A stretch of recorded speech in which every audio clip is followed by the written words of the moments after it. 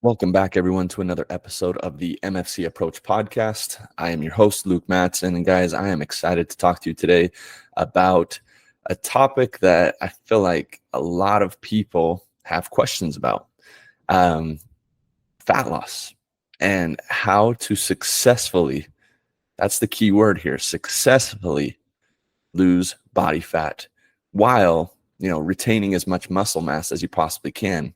Well, guys, I got a lot of good news for you. Fat loss is not nearly as complicated as people want to make it. And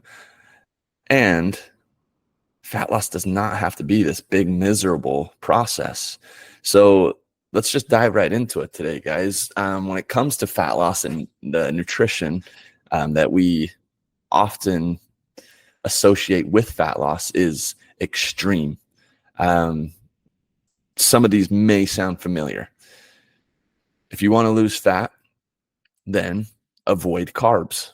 Carbs make you fat. Fats make you fat. Detox diets are magic and will help you lose fat. Don't eat fruit because it has sugar and sugar makes you fat. Vegetables are poison, so don't eat vegetables. Eat blank or certain foods in order to burn more fat. Avoid red meat. Avoid all meat, or only eat meat.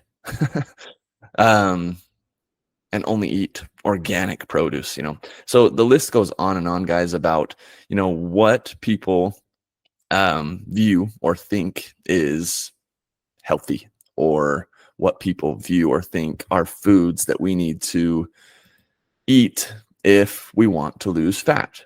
So let's go through this a little bit more. The fact of the matter is, none of these extreme approaches truly are sustainable approaches to fat loss. So therefore, none of these are true. While some of these approaches, may help you lose body fat, the reasoning behind that is because you're most likely in a caloric deficit. I mean, cutting carbs totally out of your diet, like you're not going to eat nearly as much food as you would if you were eating carbs. It's the same with fats. And I mean, it's the same with meat. If you would take something out of your diet, guys, you're going to eat less food. But that comes with a lot of restriction, which can be very damaging. So it's been thought for, a while now that a caloric deficit is necessary for fat loss. And while I think a caloric deficit is very beneficial and helpful and can speed up the fat loss process, that's kind of what I want to touch on today, is not necessarily losing fat the quickest way possible, but approaching fat loss in a much healthier, from a much healthier viewpoint and perspective and mindset. So when it comes to healthy, sustainable fat loss, that's the first step, is focus on slower fat loss. The slower and more, the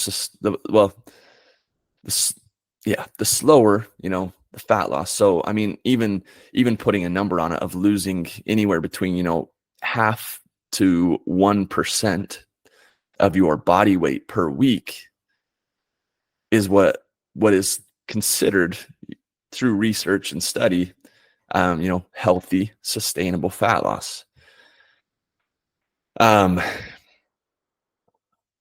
So that's step number one, slower fat loss. And the reason why, guys, that slower fat loss is also beneficial is because you're not putting yourself in as vulnerable as a position as you would if you were focused on extreme quick fat loss. A lot of times too, coming out of a extreme quick fat loss phase, your body responds by putting itself in a vulnerable position, and things like, developing hyperphagia, which is essentially just insatiable hunger, can occur due to the loss of muscle mass on your body over an elongated fat loss period. It's damaging, guys. So this is another reason why we want to focus on sustainable fat loss, and why, not necessarily a caloric deficit is necessary. Um, so taking it a little bit slower and approaching it from more of a body recomposition mindset, where we lose body fat and build muscle at the same time, it's going to put you and set you up in such a better position for long-term sustainable fat loss. The next step that I feel like is critical to fat loss is prioritizing protein. I actually had a message in my DMs this week by somebody asking, how does protein help with fat loss? And essentially, what it comes back to is that protein is so satiating. It's so satiating. It requires more energy for your body to digest. It helps maintain muscle mass. And muscle is very effective in helping us lose more body fat, while we're also, eating a good, healthy, nutritious diet and exercising and stuff. Guys, all of this goes hand in hand with each other. But protein essentially helps you eat less because it is so filling and satiating. So that's another reason, or that's the reason why I push so hard for people to prioritize protein. And that's what research has shown us, that people who prioritize protein in their diet have a more successful fat loss and more sustainable transformations. Next is to, lift weights and try and build muscle. So maintaining and building more muscle will support fat loss once again. Being active, getting your body moving, obviously is going to burn calories, guys. It's gonna help your body digest and process the foods that it needs, or that you put into it, in the most effective way possible. Again, muscle is so effective in fat loss because it burns more calories. It boosts your metabolism. So when people say their metabolism has slowed later in life, a lot of times that's due to the fact that they have lost muscle mass on their body. It's not necessarily that your metabolism actually slows down. It's due to you not doing things you used to and losing muscle mass. So, lift weights 2 to 3 times per week to start. To go along with that, and just being more active and moving more, I would also incorporate, a step goal of 8 to 10,000 steps a day.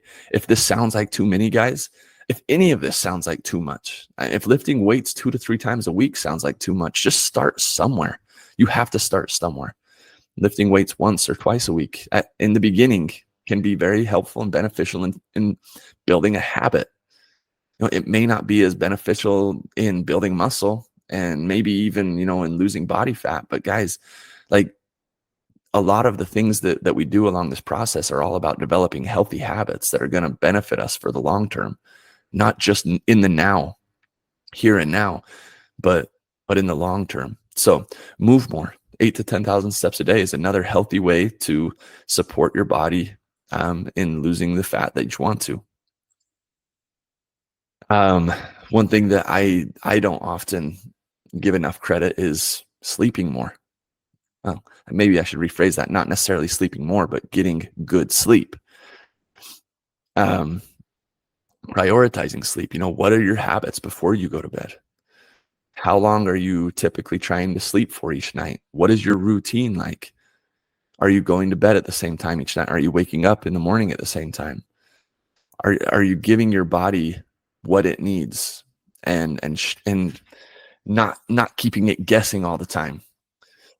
Provide some sort of consistency when it comes to sleep.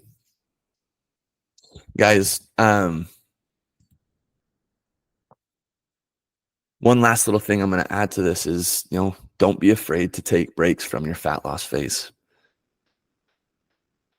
Um, once you lose, a certain amount and 5 to 10% of your body weight after about, anywhere from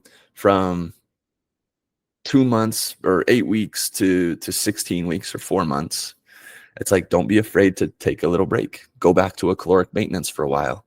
If your focus is fat loss and you want to do it in a caloric deficit, then don't be afraid to take caloric or to take diet breaks. It can be very helpful in your body, readjusting and reestablishing good health in your hormones and stuff, while giving your mind a break from the fat loss phase as well. So don't be afraid to take diet breaks as well. When it comes to fat loss, guys, just stop trying to do it in a matter of a month or two. One thing I often like to talk about with people is, think about this. You're wanting to make this drastic change in a relatively short amount of time. How long have you been living the way you have in order to get to where you are today? Okay. Oftentimes it's years, 5, 10, 15, 20 years that people have been living the lifestyle they have in order to get the amount of body fat and put themselves in the position they are. So stop trying to do this in such a short amount of time. Have patience, be consistent, have discipline, follow the steps that we just outlined. Ultimately, guys, it's funny. I was listening to, my little boy loves to listen to stories now in the car. And yesterday, the story of the tortoise and the hare came on. And even though I don't necessarily love that story, slow and steady really does win the race in this case. Okay. So have patience and be consistent. Just accept it, that there are no secret diets. There are no magic foods. Enjoy the journey and don't burn yourself out. Establish habits that are going to benefit you for a long, long time. Guys, if you have any questions when it comes to fat loss or a body recomposition, I'm here. Be sure to listen to other episodes of the podcast. I've gone over this with in different formats with other people as well as myself. So please check out other episodes of the podcast. Be sure to follow me on Instagram and Facebook. I'm definitely more active on Instagram at Luke Madsen Fit. DM me any questions, anything that I can help you with there, and let's be in touch. My goal with all of this, guys, is to help people establish the habits they need to live a long, healthy life. Okay. So I hope the episode is beneficial today. I hope that you took something from this and are going to apply it. Guys, ultimately, we should all be aiming to unlock our full potential. None of us was put here on this earth to just waste away. We're here to be somebody and to take care of ourselves and to be the best version of ourselves that we can be. So unlock your full potential, guys, by taking one small step today in the direction that is going to provide you with a healthier body, a healthier mind, and a healthier life. Guys, thanks for listening. We'll talk to you next time.